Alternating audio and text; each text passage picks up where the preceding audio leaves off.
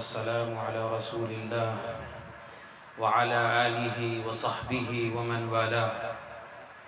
أما بعد، أعوذ بالله من الشيطان الرجيم. بسم الله الرحمن الرحيم. لقد خلقنا الإنسان في أحسن تقويم ثم رددناه أسفل سافلين إلا الذين آمنوا وعملوا الصالحات فلهم أجر غير ممنون. صدق اللہ العظیم.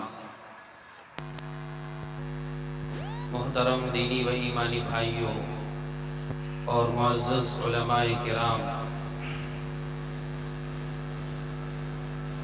اس وقت آپ یہاں پر جمع ہیں اللہ کی، دین کی، اپنے مالک و خالق کی، جس نے پیدا کیا ہے، اس کی باتوں کو سننے کے لیے. تو جو مالک ہے، جو خالق ہے، جو پوری کائنات کا رب ہے، اس کی باتوں کے سننے کا کیا ادب و احترام ہونا چاہیے. سنانے والا کون ہے اس سے کوئی فرق نہیں پڑتا، لیکن بات جس کی سنائی جا رہی ہے وہ کون ہے. اگر اس کی عظمت، اس کی محبت اور اس مالک کی عظمت لے کر ہم یہاں باتوں کو سنیں گے تو انشاءاللہ ہم یہاں سے بہت بڑی خیر اور ہدایت لے کر جائیں گے. یہاں آنے کا مقصد اگر صرف یہ ہے کہ ہم دینی مجلس میں شریک ہو کر ثواب حاصل کر لیں یا برکت حاصل کر لیں تو یقیناً ثواب اور برکت حاصل کرنے کے بہت سارے کام ہیں. راستے سے آپ تکلیف دہ چیز ہٹا دیں، ثواب مل جائے گا. کسی کو سلام کریں، مسکرا کر ملیں، ثواب ملے گا. ملتا ہے کہ نہیں ثواب ان چیزوں میں؟ نیکی کے بہت سے کام ہیں. یہاں حاضر ہونے کا مقصد کیا ہے؟ یہاں حاضر ہونے کا مقصد یہ ہے کہ ہم انسان ہیں، ہمارا کوئی مالک ہے، خالق ہے، جو ہمیں کھلاتا ہے، پلاتا ہے، چلاتا ہے. ہر سانس اسی کی دی ہوئی ہے، ہر لمحہ اس کا احسان ہے. اس مالک کی مرضی کیا ہے، اس کی منشا کیا ہے، وہ جاننے اور سمجھنے کے لیے ہم یہاں حاضر ہوئے ہیں. اگر ہم یہ جاننے کے لیے حاضر ہوئے ہیں تو یقیناً ہم جانیں گے اور پھر کیا مانیں گے. جانیں گے اور مانیں گے، ورنہ ہمارا حال تو بالکل ایسا ہو جائے گا جیسے ہم نے پورا دن ہاسپٹل کے اندر لائن لگا کے بہت سارے چیک اپ کرائے، پوری باڈی کا چیک اپ کرا ڈالا، اور ڈاکٹر نے ہمیں بہت اچھی سی میڈیسین اور دوائیں لکھ دی. دوا لے کر ہم خوشی خوشی آ گئے. ہم آج ہاسپٹل گئے تھے، بڑے اچھے ڈاکٹر کو دکھایا اور ہمارے اندر یہ مرض نکلے، لیکن گھر آنے کے بعد دوا نہیں کھا رہے. کیا ہوگا دکھانے سے؟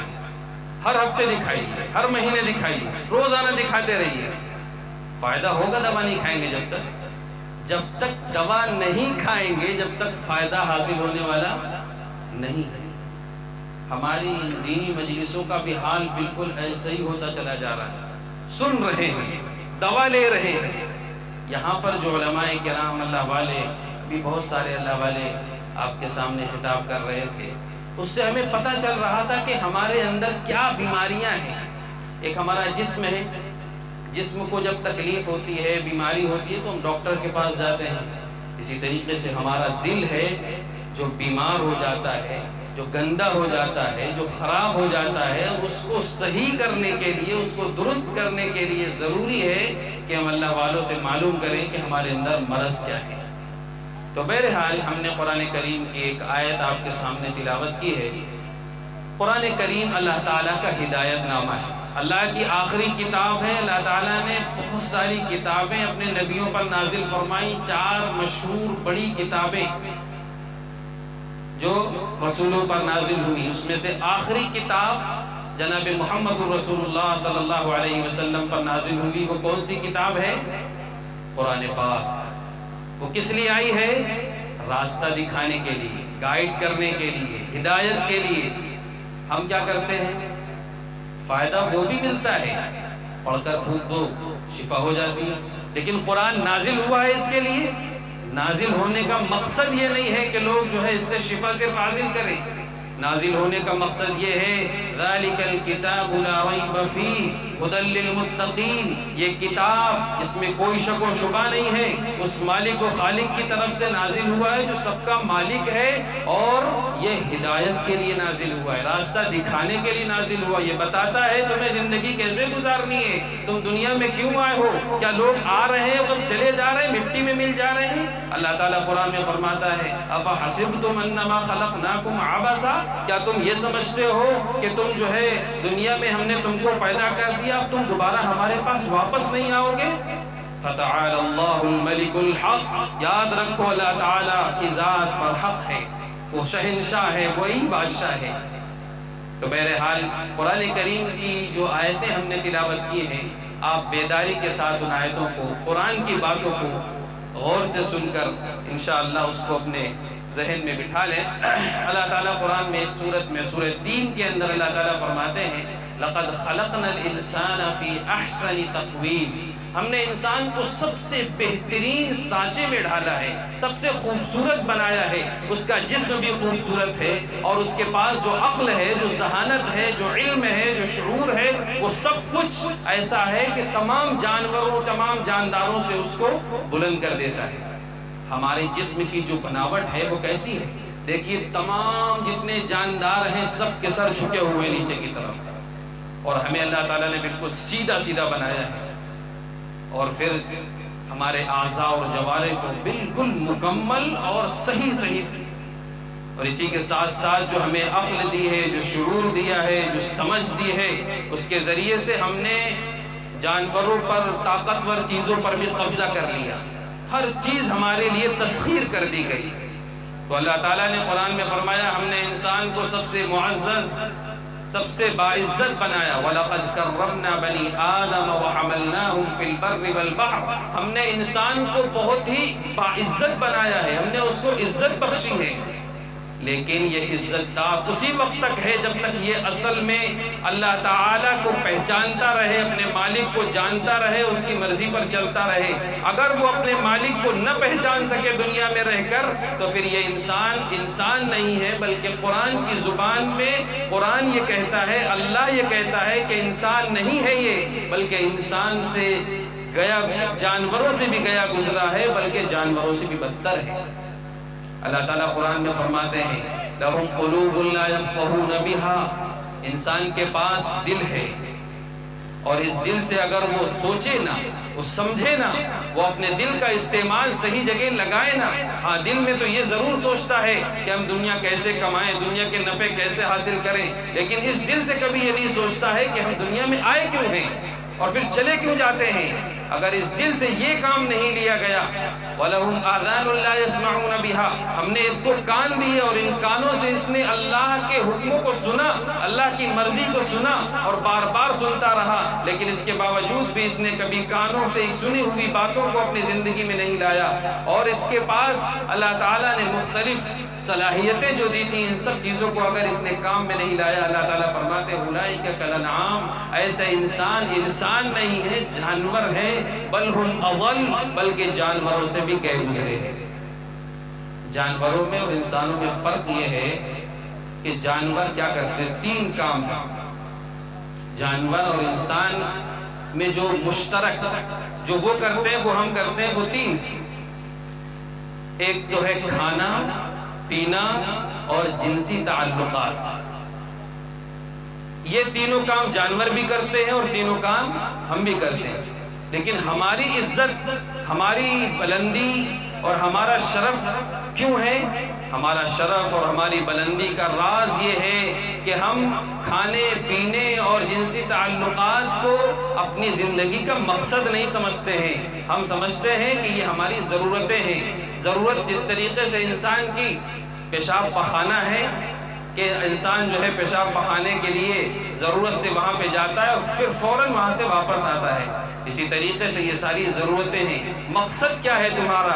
اللہ تعالیٰ نے قرآن میں فرمایا مقصد یہ ہے وَمَا خَلَقْتُ الْجِنَّ وَالْإِنسَ إِلَّا لِيَعْبُدُونَ، ہم نے انسان اور جنات کو محض اپنی عبادت کے لیے پیدا کیا ہے۔ اب عبادت کیا ہے؟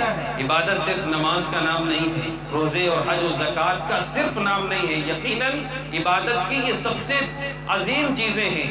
ایمان کے بعد، کلمہ پڑھنے کے کے بعد، مسلمان ہونے کے بعد، اللہ کو ایک مان لینے کے بعد، اور اس گواہی کے بعد کہ اللہ کے علاوہ کوئی معبود نہیں، اس کا کوئی شریک نہیں، اس کا کوئی ساجی نہیں، جب آدمی یہ کہہ لیتا ہے، مان لیتا ہے، مسلمان ہو جاتا ہے، تو اس کے اوپر سب سے بڑی اہم فریضہ اس کے اوپر نماز کا آ جاتا ہے، روزے کا آتا ہے، حج کا آتا ہے، زکوٰۃ کا آتا ہے۔ لیکن یہ اللہ تعالیٰ کے حقوق ہیں جو بندوں پر فرض کیے گئے ہیں۔ لیکن دین اور عبادت یہیں پر ختم نہیں ہو جاتی، بلکہ ہمیں صبح سے شام تک اور پیدائش سے لے کر موت تک پوری زندگی کو اللہ کے حکموں کے حوالے کرنا ہے، اللہ کی مرضی کے مطابق زندگی گزارنا ہے۔ ہر لمحے یہ سوچنا ہے کہ ہمارے مولا کی مرضی کیا ہے، ہمارے مالک کی مرضی کیا ہے، ہم یہ کام کرنے جا رہے ہیں، اس کام سے اللہ راضی ہوگا یا ناراض ہوگا۔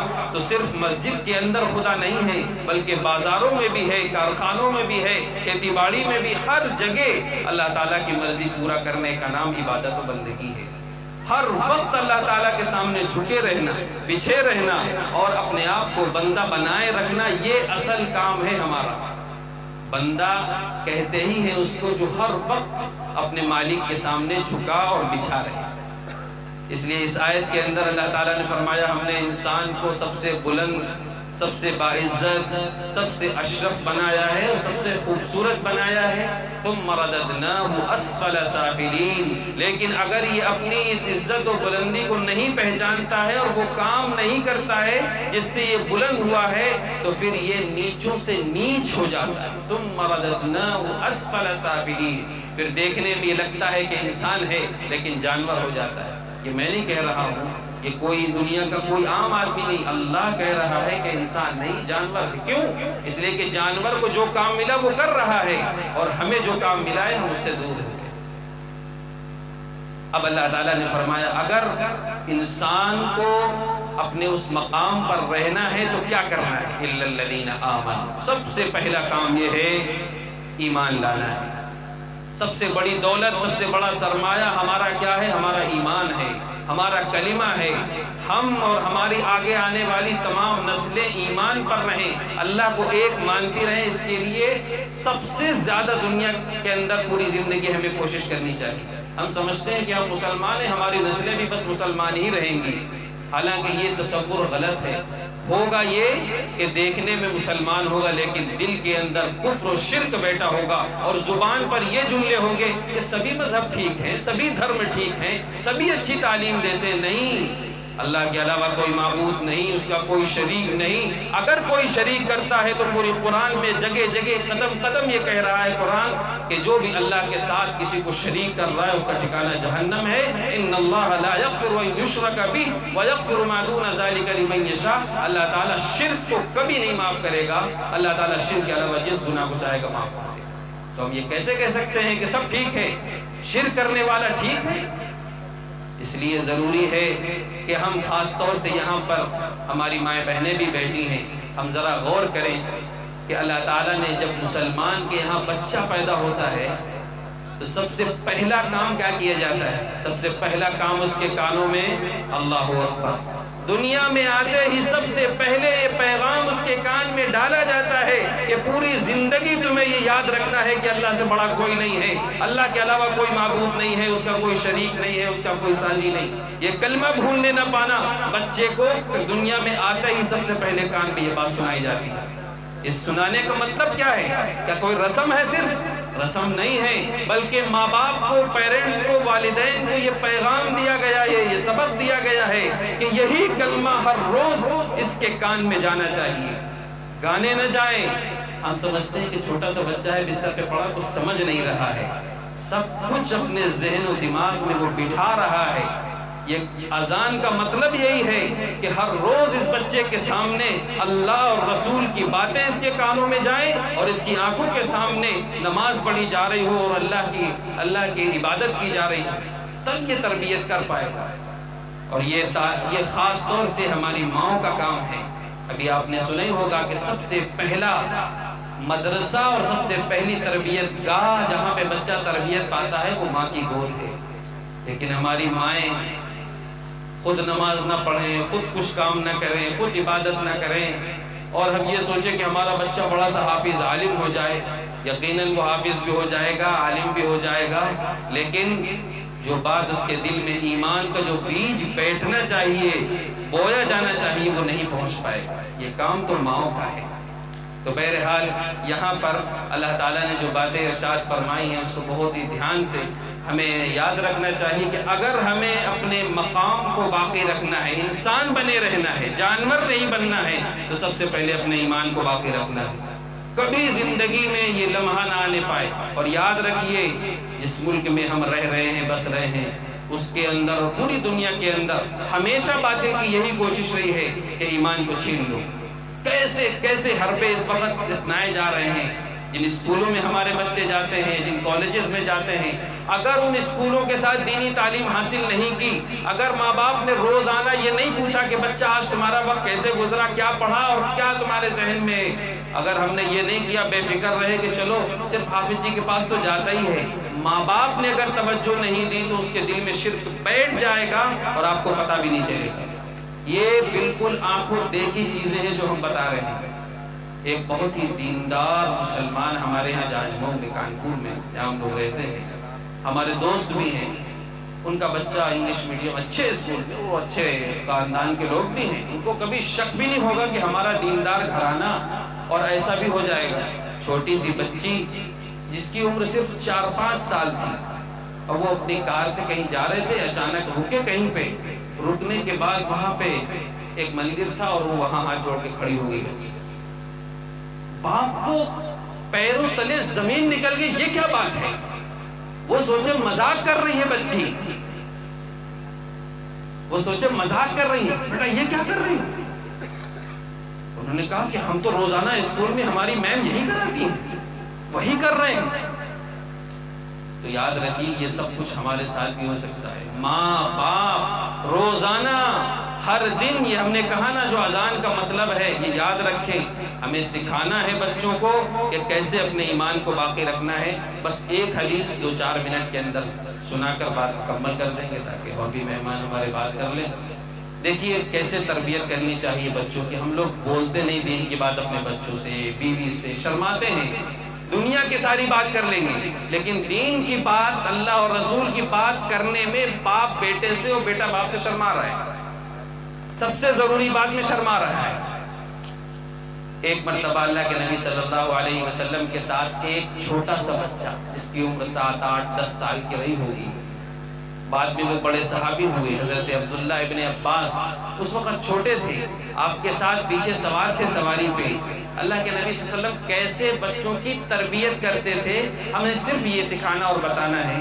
اللہ کے نبی نے فرمایا بیٹا ایک بات بتائیں، یا غلام انی اعلمک کلمات، اے بچے میں تمہیں چند باتیں سکھا رہا ہوں، کچھ باتیں سکھا رہا ہوں، اگر وہ باتیں تم دل میں بٹھا لو گے، یاد رکھو گے، تو تمہیں جہاں اللہ کی ضرورت پڑے گی تمہاری اللہ مدد کرے گا۔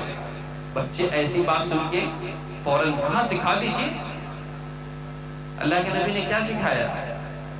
اللہ کے نبی نے بس وہی بات سکھائی جو ہمارا کلمہ سکھا رہا ہے۔ اللہ کے نبی نے اس بچے سے فرمایا، حضرت عبداللہ ابن عباس سے فرمایا، یا غلام انی اعلمک کلمات احفظ اللہ یحفظک، کہ اگر تم اس بات کو دل میں بٹھا لو کہ دنیا کے تمام لوگ مل کر تمہیں نفع پہنچانا چاہیں اور اللہ نفع نہ پہنچانا چاہے، تو یاد رکھو بچے تمہیں نفع نہیں ملنے والا، اور اگر اللہ تمہیں نقصان نہ پہنچانا چاہے اور سارے دنیا کے لوگ نقصان پہنچانا چاہیں تو کوئی نقصان نہیں پہنچا سکتا۔ یہ کون سی بات ہے؟ یہ بہت بھاری بات ہے، یہ سب ہم جانتے ہیں، لیکن ہمیں یہ کہنا پڑے گا، بولنا پڑے گا، بار بار ہمیں کہنا پڑے گا، جب ہمارے دلوں میں یہ بات اترے گی۔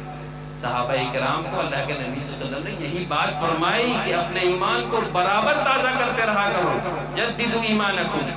اللہ کے نبی نے فرمایا اپنے ایمان کو تازہ کرتے رہا کرو۔ قیلا، کیسے؟ پوچھا گیا کیسے؟ اللہ کے نبی کیسے ایمان کو کیف نجدد ایمان یا رسول اللہ، کیسے ہم اپنے ایمان کو تازہ کریں؟ اللہ کے نبی نے فرمایا اکثروا قول لا الہ الا اللہ، کثرت سے اللہ کے کلمہ، اللہ کے ایک ہونے، اللہ کی بڑائی، اللہ کی کبریائی کو بولا کرو۔